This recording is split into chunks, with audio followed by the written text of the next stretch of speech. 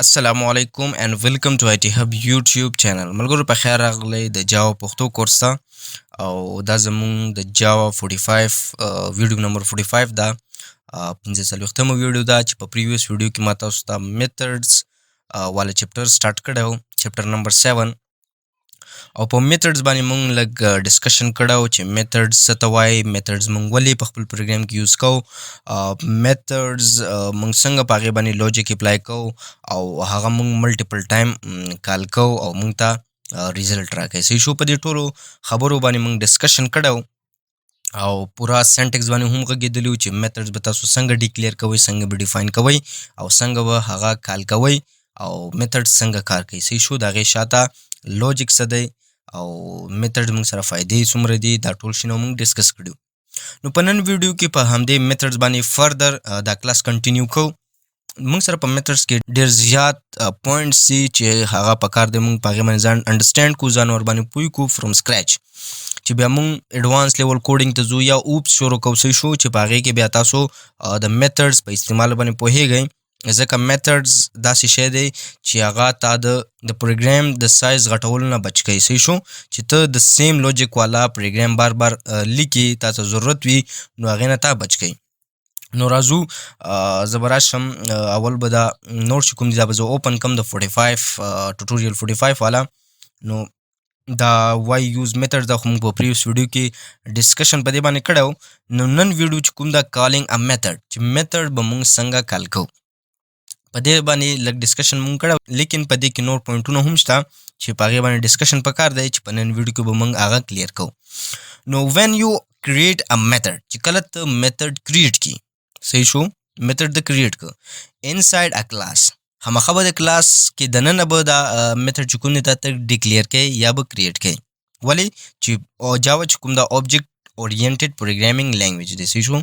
نو یو یوزولي نیډ to create an object نو تا ته پکار دی همیشه چې ته د هغې دپاره object جوړ کړې of that class د هغې کلاس to call the method چې په هغې باندې ته میتھډ کال کړي کله چې ته میتھډ جوړ کړې د یو کلاس دننه نو تا ته پکار دی چې د دې کلاس چې کوم کلاس کې تا میتھډ ډیکلیئر کړی یا کریټ کړی دی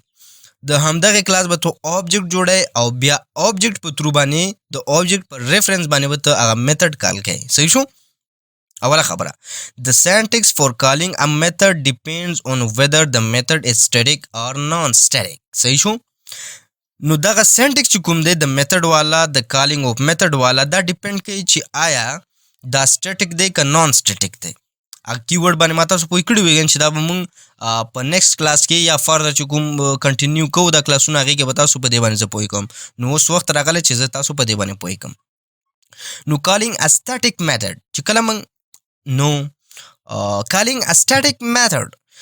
نو د static method به موږ څنګه کال کوو چې کله موږ کیورډ استعمال کوو د static والا a static method belongs to the class نو static method چې کوم دی هغه belongs هغه ملکیت ساتي د کلاس سره مطلب کلاس کې دننه چې کله ته یو static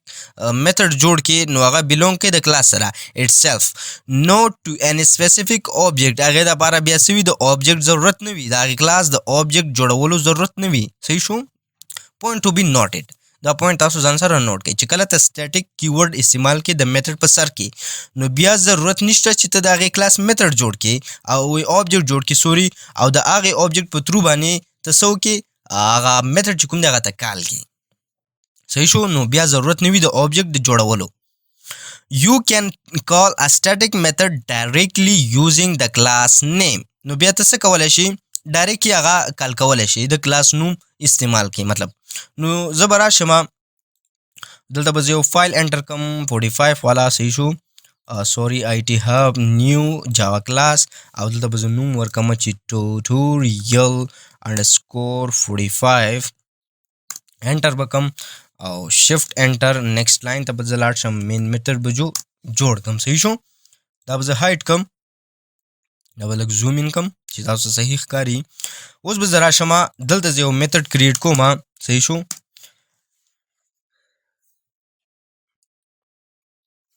دا میتھډ ما جوړ کړه او دلته به زه ولیکم چې static ملګرو ښه غور ورته وکړئ ښه ورته په غور سره وګورئ دا موږ سره چې دی क्लास دی او دا موږ سره مین میتھډ دی د دې په مینس کې ما چې وکړو میتھډ ما ډیکلیئر ک او دا ډیکلیئر کوم صحیح شو فور ایگزامپل زه غواړم ډبل مولته ورکو او د وسولي کما سم بلکې 3 نمبرز دې ته سوچ وکړئ چې دې ته ما څنګه نیم ورکړ نو ما یوز ک کیمل کیس کنونشن اول کریکټر چې کوم دی ما سمال کریکټر واخیسته سمال لیټر بیا چې کوم دی سم ختم شو 3 اخلم نو 3 به د فرست کریکټر چې کوم دی یا فرست لیټر دا به زه کیپیټل کې اخلم صحیح شو او دریم چې کوم دی هغه ما کیپیټل کې واخیست نو دې ته تاسو خیال وکړئ اټ از ا ګډ پریکټیس چې ته میتھډ د لپاره کوم نیم اخلي هغه په کوم کنونشن باندې اخلي کیمل کیس کنونشن یا پاسکل کنونشن صحیح شو د کلاس والا ان شاء الله په اوپس کې به موږ هغه وایو ویریبل د لپاره به موږ شي سیملون د ټول چې موږ ډیسکس کړو په فرست اینڈ سیکنډ کلاس کې نو که تاسو په هغې باندې نه پوهېږئ بیک لاړ شئ فرست او سیکنډ کلاسونه ضرور اټینډ کړئ صحیح شو دلته به زه راشم دلته به ولیکم INT X صحیح شو INT Y and INT Z صحیح شو او دلته به زه راشم کرلی بریکټ یا کرلی بریسز مو واخیستل او دلته به زه څه ولیکم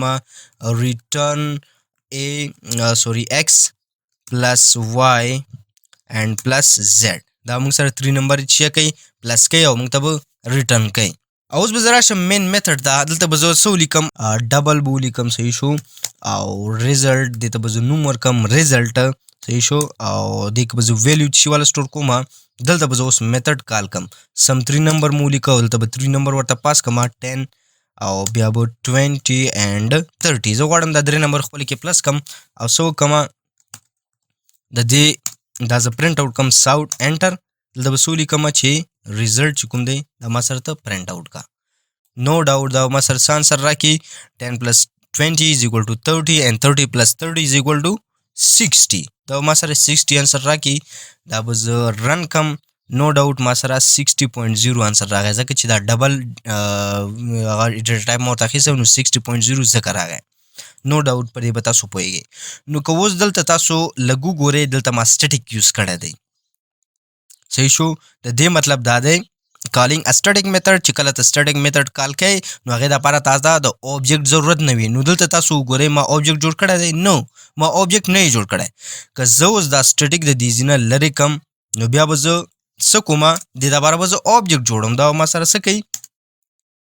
دا ما سره اوس ایرر ترو کوي دا ګورې سم 3 نمبرز ما سره ایرر ترو کوي که زه رن کم نو دا ما سره ایرر ترو کوي دا به نه رن کېږي ګورې نان سټیټیک میتھډ سم 3 نمبر دا نان سټیټیک میتھډ دی نو نان سټیټیک میتھډ ته تاسو ته ما ویلو چې د لپاره به تاسو اوبجیکټ جوړوئ نو زه به راشم اوبجیکټ به جوړ کوم اوبجیکټ به تاسو څنګه جوړوئ نو کوم چې د کلاس نوم دی د کلاس نوم سره څه دی ټوټوریل 45 تاسو به ولیکئ ټوټوریل 45 صحیح شو OBJ is equal to new tutorial 45 صحیح شو دا ما سره اوبجیکټ کریټ شو ان شاء الله په دې به تاسو په اوپس کې ډېر ښه پوه شئ فرام بیسک لیکن اوبجیکټ جوړول داسې وي چې کوم د کلاس نوم یې هغه به تاسو ولیکئ او اوبجیکټ ته چې څه نوم ورکوئ دلته تاسو مختلف نومونه استعمالولی شئ ما OBJ ولیکئ تاسو XYZ لیکلی شئ C1 نوم ستاسو کوم نوم چې ستاسو په ذهن کې وي هغه تاسو دلته لیکلی شئ لیکن اټ از ا ګډ پریکټس چې تاسو یو ښه نوم ورکوئ چې هغه به ستاسو په یاد وي نو ما OBJ ولیکه نو بیا به زه دلته راشم دا سم اف 3 نمبر چې ما دلته میتھډ کال کړی دلته به زه OBJ کوم نیم تاسو ورکړی به دلته ولیکئ او ډاټ به ولیکئ اوس به دلته تاسو سره ایرر نه ترو کوي ولې دلته چې کوم سټیټیک ما ختم کړو نو دې دپاره ضروري دی چې ته د دې کلاس اوبجیکټ جوړ کړې او د اوبجیکټ په ریفرنس باندې د اوبجیکټ په تھرو باندې او د اوبجیکټ په تھرو باندې ته دا میتھډ چې کوم دی ته کال کې نو اوس که زه دا رن کم نو ډاوټ دا ما سره رن شي او ما ته به څه کوي 60.0 به ما سره پرنټ آوټ شي نو دا موږ سره سټیټیک او نان سټیټیک میتھډ کالینګ پریکټس چې ما تاسو دا ډسکس که چې کله سټیټیک تاسو واخلئ نو هغې دپاره اوبجیکټ ضرورت نه وي او که سټیټیک کیورډ نه تاسو لرې کوئ نو بیا به تاسو ته د دې ضرورت وي دا تاسو داسې ازیوم کوئ چې دا سټیټیک کله تاسو ولګوئ دا په پروګرام کې د هر ځای نه تاسو دا اکسس کولی شئ میتھډ چې کوم دی تاسو کال کولی شئ د پروګرام په هر ځای کې چې تاسو یې په کوم لاین کې هم یې تاسو دا میتھډ چې کوم دی سټیټیک میتھډ چې کوم دی دا تاسو کال کولی شئ او چې کله نان سټیټیک میتھډ وي مطلب دا سټیټیک کیورډ چې کوم دی دا ورسره نه وي نو بیا د دا کوم میتھډ چې په کوم کلاس کې وي د دغه کلاس د اوبجیکټ نه بغیر دا تاسو کال کولای نشئ. I repeat, کله چې تاسو سره سټیټیک میتھډ وي نو د پروګرام د هر ځینه د تاسو اکسس کولای شئ without object of that class. د هغې د کلاس چې کوم کې میتھډ پروت دی نو دغه میتھډ چې په کوم کلاس کې پروت دی د هغې اوبجیکټ نه بغیر د تاسو کال کولای شئ. صحیح شو؟ او دویمه خبره په غور سره واورئ چې کله تاسو سره نون سټیټیک میتھډ وي، مطلب سټیټیک کیورډ چې کوم وي سټیټیک کیورډ دا ورسره نه وي، نو بیا د هغې کلاس د اوبجیکټ نه بغیر دا تاسو نشئ کال کولی. هغې دپاره ضروري دی چې تاسو اول اوبجیکټ جوړ کړئ او بیا د اوبجیکټ په ترو باندې هغه میتھډ تاسو کال کړئ. پوینټ صحیح شو؟ پوینټ ټو بی نوټډ دا تاسو ځان سره نوٹ کړئ. نو دلته اوس سټیټیک میتھډ نه دی، دا نون سټیټیک میتھډ دی، مطلب میتھډ سټیټیک کیورډ ورسره نشته. نو ځکه ما د دې اوبجیکټ جوړ کړه اول OBJ او بیا د OBJ په ترو سره د مدد سره ما دا چې کوم دی کال که دا میتھډ او ما سرچ یې کړو، دا لوجیک ریپلای شو او ما ته یې انسر راکړه. نو همدغه شی ما په نوټس کې هم تاسو ته لیکلی دی چې a static method belongs to the class itself, not to any specific object. صحیح شو؟ You can call a static method directly using the class name. بس کلاس نوم استعمال کا او ډایرکټ هغه کال کا. صحیح شو؟ هو نون سټیټیک میتھډ دپاره پکار دی چې ته د هغې کلاس اوبجیکټ جوړ کړي او د کلاس د اوبجیکټ په ترو باندې ته دا کال کړي. صحیح شو؟ دا هر څه ما لیکلي. A non-static method belongs to an object of the class. You must create an object to call. This type of method is called a non-static method calling. صحیح شو؟ اوس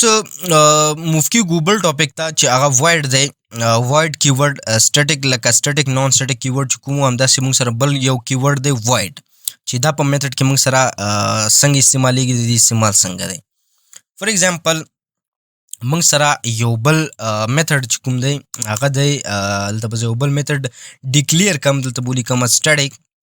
په دې خو تاسو پوه شئ سټیټیک، او دلته به زه راشم void به ولیکم او بیا به دلته زه څه وکړم میتھډ ته به نوم ورکړم، میتھډ ته به څه نوم ورکړم پرنټ. صحیح شو؟ پرنټ ډیټیل دې ته ما نوم ورکړ، دلته به سمال بریکټس واخلم او ورسره کرلی بریسز ما واخیستل. صحیح شو؟ او دلته سمپل ما ولیکه ساوټ، دلته به ولیکم hello and welcome to IT Hub. صحیح شو؟ YouTube. صحیح شو؟ دا ویلکم سپیلنګ مانا غلط شو، ټي په ځای چې کوم دی ای دی. صحیح شو؟ hello and welcome to IT Hub. دا ما void کیورډ استعمال کا او میتھډ مې ډیکلیر کا. دا ګوري ډیټا ټایپ په ځای باندې ما void اخیستلی، دلته که تاسو وګورئ ډبل دلته سټیټیک لرې کړی ما دی، لیکن دلته ما سټیټیک اخیستی او بیا د موږ سره د ډیټا ټایپ ځای راځي، لیکن ډیټا ټایپ په ځای ما void لیکلی دی. دې مطلب دا دی چې کله ډیټا ټایپ تاسو واخلئ نو بیا به ریټرن ټایپ وي د هغې میتھډ والا. دلته که تاسو وګورئ ما ریټرن ټایپ نه دی اخیستی او ما سره څه کوي میتھډ صحیح ډیکلیر شوی دی، ایرر نه ترو کوي. که دغه ریټرن ټایپ چې کوم دی دا زه دیز نه لرې کم نو دا ما سره ایرر ترو کوي. دا تاسو ګورئ ریډ لاین ورکړه، ولی چې دی کې ما void نه دی اخیستی، ما دلته ډیټا ټایپ اخیستی او بیا مو ریټرن ورته نه دی اخیستی، نو ځکه ما سره ایرر ترو کړه. لیکن که دلته تاسو وګورئ ما ریټرن ټایپ نه دی اخیستی، دا موږ سره سیکنډ میتھډ دی. دا ګورئ سټیټیک void print detail. void ما اخیستی ډیټا ټایپ نشته او ریټرن ټایپ هم نشته، ځکه دا ما سره ایرر نه ترو کوي. او دا به زه څنګه کال کوم؟ سمپل به څه ولیکم پرنټ ډیټیل به ولیکم. صحیح شو؟ دا ګورئ پرنټ ډیټیل مو واخیسته او دا به زه کال کم، نو دا ما سره چې پرنټ آوټ کړي ما سره به ویلکم ټو IT Hub دا به پرنټ آوټ کړي. صرف ما پرنټ ډیټیل ولیکه. دا که زه رن کم اوس ګورئ تاسو دلته به ولیکي چې hello and welcome to IT Hub. دا 60.0 چې کوم دا موږ سره دغه میتھډ کالینګ دی او دا hello and welcome to IT Hub دا موږ سره سیکنډ میتھډ دی چې هغه په void باندې بیس دی، مطلب void کیورډ مو پکې استعمال کړی دی او ډایرکټ ما پرنټ ډیټیل ولیکه او ما سره څه شو راغی. نو void چې کله تاسو ولیکئ دی مطلب دا دی چې دغه میتھډ ریټرن ټایپ نه لري، دا سمپل بس یو کار وکړي او ختم شي. صحیح شو؟ یو کار یې ته وکړه ختم، دا بار بار ته کال کولی شي. صحیح شو؟ پرنټ ډیټیل زه به دلته بیا ولیکم پرنټ ډیټیل. صحیح شو؟ نو ډاوټ دا ما سره دوه ځلې چې کوم دی رن شي پرنٹ ډیټیل ما سره دوه ځلې هلو اینڈ ویلکم ټو آی ټي هب هلو اینڈ ویلکم ټو آی ټي هب موږ سره دوه ځلې پرنٹ آوټ شو. نو د ورډ کیورډ دا مطلب دی چې سپیسیفای دیٹ ا میتھډ ډزنټ ریټرن اني ویلیو، چې مطلب دی کې ریټرن ټایپ نشته، دی کې تاسو صرف ورډ استعمال کړی دا به یو کار ته وکړي سپیسیفیک کار او بس ختم بشي، ریټرن نیم پکې نشي چې تاسو یو ریزلټ درکې او هغه ته بیا پرنٹ آوټ کی دا ډایرکټ بس پرنٹ هغه پکې ولیکا کوم سټیټمنټ ته غواړي هغه کار به ته کوي پرنٹ کوي به ته ختمي کی ریټرن ټایپ پدې کې نشته. بیا د موږ سره ریټرن ټایپ دا اوس وایډو او ریټرن ټایپ مطلب دا دی چې ډیفاین د ټایپ اف ا ویلیو ا میتھډ ویل ریټرن، چې کوم ټایپ ویلیو تال ته مطلب ډیکلیئر کړی وي هماغه ویلیو به تاسو ریټرن کوي. دی مطلب دا دی چې د کوم ځای نه دا میتھډ کل شوی هماغه ځای ته به ریزلټ زی کار به مطلب کیږي لوجیک به اپلای کیږي او هماغه ویلیو چې کوم راځي ریټرنینګ کی دوباره بیک کی کنه. نو کوم ویلیو چې تاسو راځي کوم ریزلټ راځي به دوباره الته ریټرن کیږي کوم ځای نشي دا میتھډ کل شوی. نو دی مطلب دا دی ریټرن ټایپ. ریټرن ټایپ باندې ان شاء الله تاسو پوه شوي د پریویس ویډیو او دغه ویډیو د ټولو کې ما ریټرن ټایپ سم مطلب ډبل ما خسه به ریټرن کړی دی په پریویس ویډیو کې ما په دې باندې تاسو پوه کړی وي، لیکن ورډ باندې نه وي پوه په ورډ ما تاسو پوه کړی. بیا موږ سره راځي کال باندې بیا دوباره خبره ده چې د ویلیوز فرام د میتھډ کال A and B are copied to the A and B of the function mySum. په دې به زه تاسو پوه کما ګورئ خمل ګورو دغه موږ سره میتھډ دی چې ډبل سم 3 نمبرز دا میتھډ ما ډیکلیئر کړو ان شاء الله چې ور باندې پوهیږو او دې کې ما 3 پیرامیټرز اخیستي وو چې x y and z دا 3 پیرامیټرز ما اخیستي دي او بیا مې څه کړی لوجیک مې اپلای کړی چې دغه 3 پیرامیټرز چې کوم دي ته پیرامیټر چې کوم دي دا نو بیا ما دلته لوجیک اپلای کړی چې دغه 3 پیرامیټرز چې کوم دي دا تخپلو کې پلس کا ریزلټ مطلب دا لوجیک په اپلای کا او بیا ماته څه کا دا ریټرن کا خپل کې پلس کا دا کار راته وکا او بیا ریټرن کا کوم ځای چې میتھډ کال شو ما غزي ته به دا زی ریټرن کیږي به. نو دغه چې دا 3 نمبرز واخلم 10 20 and 30 نو دغه 3 نمبر چې کوم دي 10 20 and 30 د دې موږ سره کاپی جوړ شي صحیح شو د دې به یو کاپی جوړ شي هغه بدلتا شي دلته به پاس شي هغه خپل کې پلس شي او بیا به ریټرن شي سرته چې ته غواړي ریزلټ هغه کې به سٹور شي او ته به هغه پرنٹ اوټ کی. که زه چرته وغواړم چې دغه x y and z چې کوم دی دا زه څه کما چینج کم د دې ویلیو چینج کم لکه زه وغواړم چې int یا دلته ډایرکټ ولیکم چې x is equal to 30 صحیح شو او y چې کوم دی دا هم چینج کم is equal to 30 کم او z هم چینج کم دا زه چرته لاړم سوري او زیډ هم چینج کم دیته زه ویلیو ورکم 30 صحیح شو. اوس که دا 3 نمبر زه غواړم چې پلس کم صحیح شول تمام میتھډ کال کړی دی 10 20 and 30 دی موږ سره انسر راځي 60 صحیح شو 60 انسر راځي لیکن دلته ما ویلیو چینج کړی x ته ما ویلیو ورکړه 30 او 30 او 30 دا چې خپل کې پلس کې 90 راځي. نو اوس که زه دا پروګرام رن کوم نو ډاوټ ما سره به انسر راځي 90 انسر به راځي 90 صحیح شو دغه دی 90 راغی ولی چې دلته ما ویلیو چینج کړی دا ټول ته مو ویلیو 30 ورکړي لیکن دلته که تاسو وګورئ 10 20 30. اوس کوېسچن دا دی چې آیا دغه 10 20 او 30 دا به چینج کیږي دلته مطلب دا ویلیو چې کوم ما ورکړي دا به دې ته وړي نو the answer is no دا به ویلیو چې کوم دی د موږ سره کاپی جوړیږي صحیح شو point to be noted دغه پوینټ ځان سره نوٹ کړئ دا arguments these are called arguments کوم میتھډ چې ته کال کوي او ویلیو پاس کول غواړي هغه ته آرګومنټ سي دې ته پیرامیټرز چې کوم ویریبل دلته تا ډیکلیئر کړی وي په میتھډ کې دنه هغه ته پیرامیټرز وای او چې کوم ویلیو ته غواړي چې هغه پاس کی هغه ته آرګومنټ سي او دغه پوینټ ځان سره نوٹ کړئ چې so arguments are the actual values arguments are the actual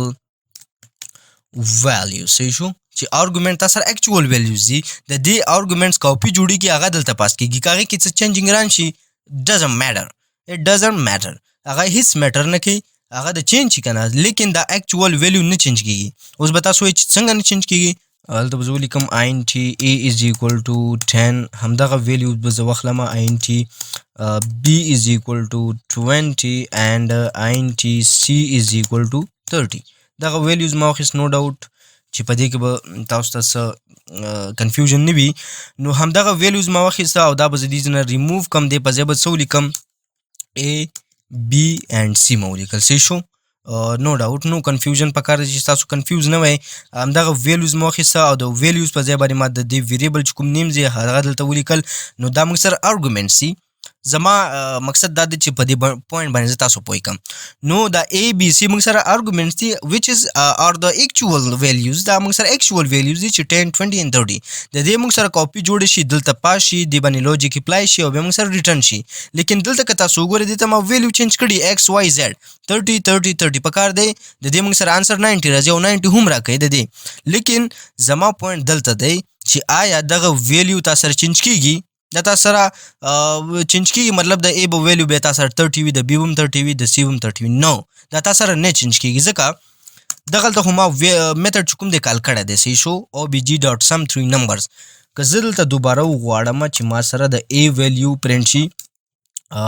دلته به زه ولیکم د ویلیو of A او دلته به زه راشم A به پرنټ آوټ کم او بیا به زه راشم ساوت انټر دلته به ولیکم چې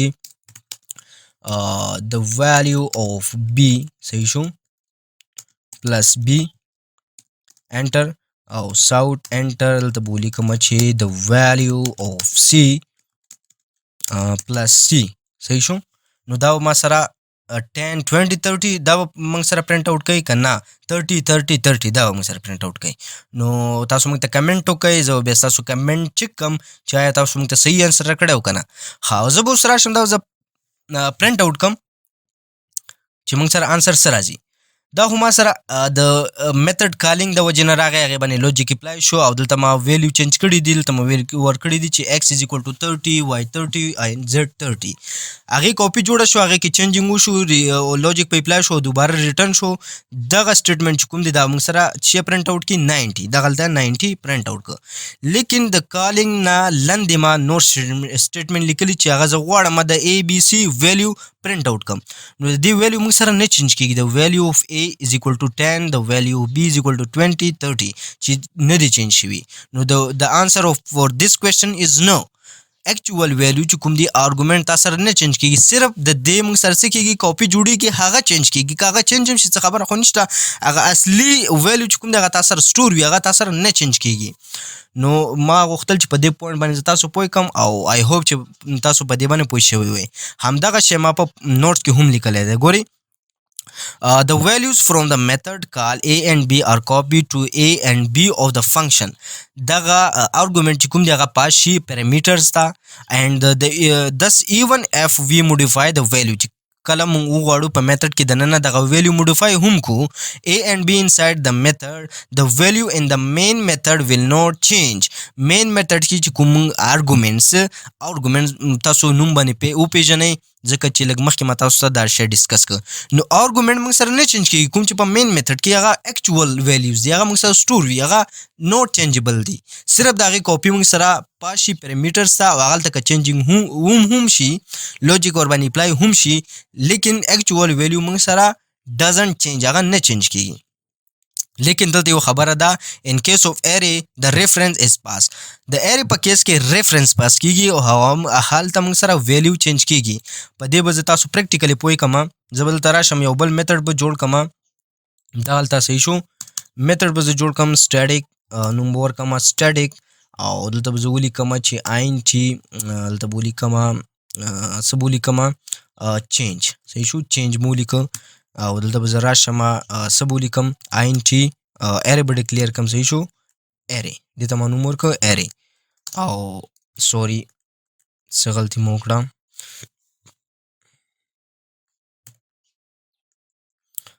سټیټیک زه به دوباره دا ولیکم سټیټیک انټ او چینج مو ولیکه صحیح شو انټ او دلته به زه ارې ډیکلیئر کړم صحیح شو دغه میتھډ دغه میتھډ ما کریټ کړ د ارې دپاره او زه به دلته راشم څه به وکړم دلته به زه یو بله ارې واخلم صحیح شو دلته به زه یو بله ارې ډیکلیئر کړم په مین میتھډ کې INT مو ولیکله صحیح شو دلته به زه راشم مارکس به ولیکم از ایکول ټو او مارکس به ورکړم 10 20 and 30 and 40 بس دغه کاپي دي 40 صحیح شو. دغه ما ارې جوړه کړه، مارکس ما ډیکلیئر کړه. اوس که زه دا غواړم چې دې لپاره زه میتھډ کې دننه کوډینګ وکم، لاجیک یې اپلای کم، زه به دلته راشم، دلته به ورته څه ولیکم چې دغه ارې والا چې کوم فرست الیمنټ دی 0 مطلب 0 باندې 0 الیمنټ باندې کوم ویلیو سٹور ده دا زه غواړم 90 شي. صحیح شو. دلته ما چینجینګ پکې وکړه او ریټرن به کما چې به ریټرن کم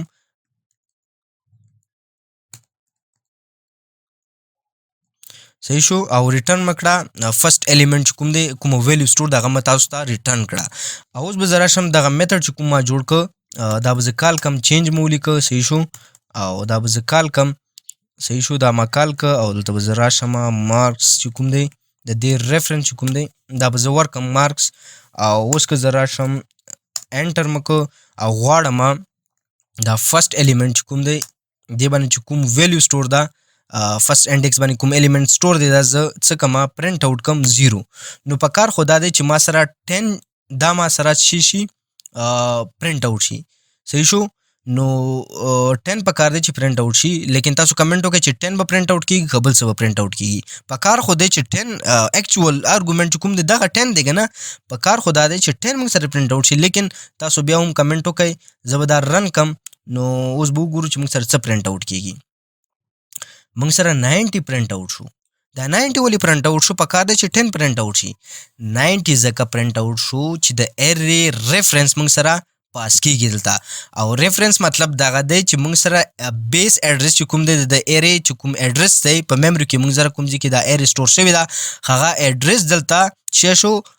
پاس آوټ شو، دلته پاس شو. او د چی شي چې ایډرس موږ سره راشي نو هغه بیا چینج کیږي، هغه بیا چینجبل وي. لیکن لږ مخکې ما تاسو ته وی چې دلته موږ سره د دغه چې کوم دی دغه میتھډ چې کوم مالیکل ای بی سی د دې موږ سره کاپی جوړیږي، کاپی هلته پاس کیږي، لیکن د ارې کې سچویشن چې کوم دی هغه چینج دی. دلته ما چې کوم دی ګوري چینج مارکس مالیکل د دې ریفرنس ما چې کوم دی هلته پاس کړی دی. صحیح شو. د دې ما ریفرنس پاس کړی دی، مطلب بیس ایډرس چې کوم دی هغه ما پاس کړی چې د چی شي چې ایډرس پاشي هغه بیا چینج کیږي. میموري کې هغه شی چې کوم دی اکسیسیبل وي کنه، اکسس شي او چینج شي. نو د ځکه د ارې والا د فرست الیمنٹ چې کوم دی دا چینج شوی دی او دلته موډیفای شوی دی. دلته ما لیکلی دی ګوري د دې ریفرنس ورته ملاو شوی دی مطلب ایډرس، او هغه ایډرس شي شوی ویلیو چینج شوی دا. نو ارې کې سچویشن یا کیس چې کوم یا چینج دلته ما تاسو لیکلی نوٹ ان کیس اف ارې د ریفرنس از پاس. دا غیر ریفرنس پاس شي مطلب کاپی جوړ نه شي، ډایرکټ ریفرنس پاس شي مطلب ایډرس پاس شي او ایډرس چې کوم دی اکسس شي نو بیا هغه ویلیو سره چینج کیږي. نو د خبرې نو زما د ډسکشن مطلب دا و چې په دې پوینټ باندې تاسو پوه شئ او ان شاء الله چې تاسو پوه شئ وي نو دا زمونږ نننی ټاپک چې په دې کې ما تاسو په چی باندې پوه کړئ په calling a static method یا calling a non static method په void باندې مو پوه کړئ، ریټرن ټایپ باندې مو پوه کړئ، او په ریفرنس یا کاپی چې کوم دی موږ سره کاپی شي یا کاپی کیږي نه، یا ریفرنس څه ته وایي بیس ایډرس موږ سره څنګه کاپی کیږي، په دې ټول شنو ما تاسو پوه کړئ. ان شاء الله چې پوه شئ وي. که بیا هم څه کنفیوژن وي تاسو موږ ته کمنټ سیکشن کې کمنټ خپل کمنټ پرې ښودلی شئ، په واتساپ باندې موږ سره کانټیکټ کولی شئ، په فیسبوک پیج باندې موږ ته میسج کولی شئ. نو ان شاء الله په ټایم باندې موږ تاسو ته ریپلی درکو، په ټایم باندې موږ تاسو ته انسر درکو. نو ډیره مننه چې تر دې دمه تاسو زموږ ملتیا وکړه. ملاویږو په نیکسټ ویډیو کې، تر بلې ویډیو پورې د الله په امان.